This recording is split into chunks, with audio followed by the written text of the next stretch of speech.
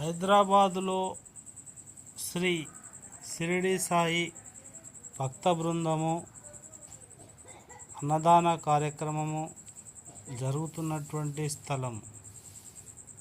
ఈ యొక్క సాయిబాబా మందిరం హైదరాబాద్